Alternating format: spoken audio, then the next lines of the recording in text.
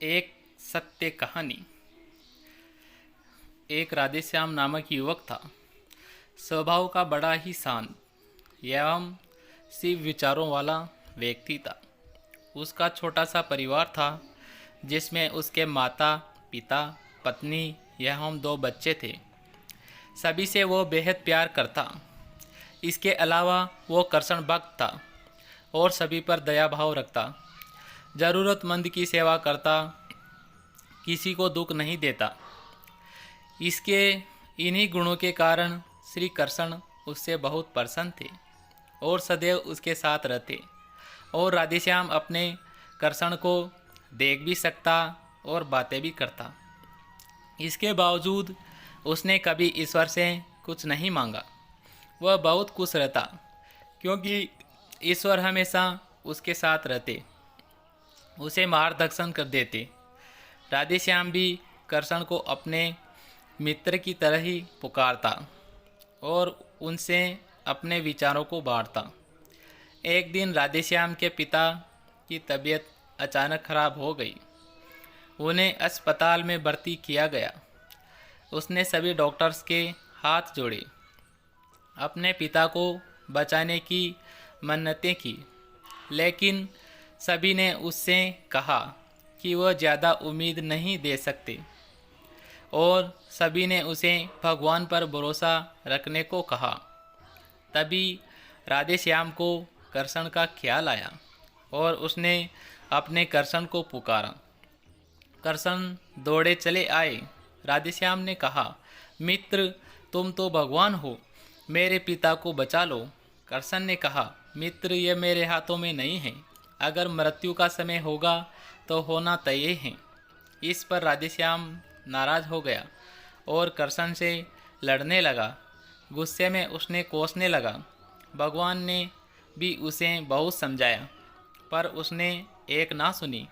तब भगवान कृष्ण ने उससे कहा, मित्र मैं तुम्हारी मदद कर सकता हूँ, लेकिन इसके लिए तुम्हें एक कार्य करना होगा। राधेश्याम ने तुरंत पूछा, कैसा कार्य है?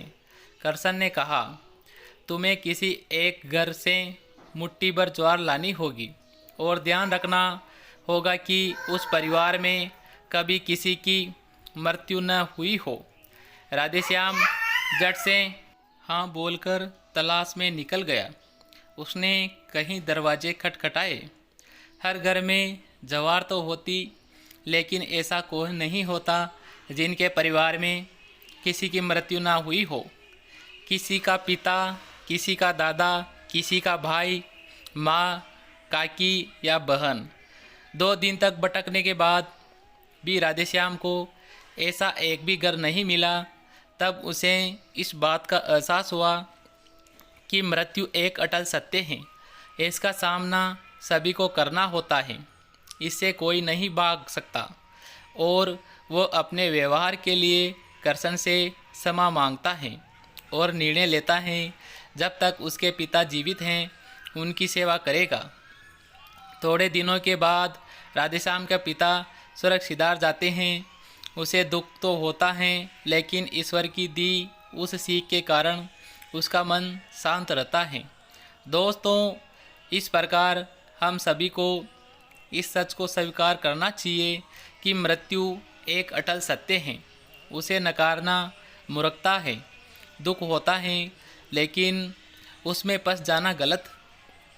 केवल आप ही उस दुख से पीड़ित नहीं है, अपितु संपूर्ण मानव जाति उस दुख से सामना करती है।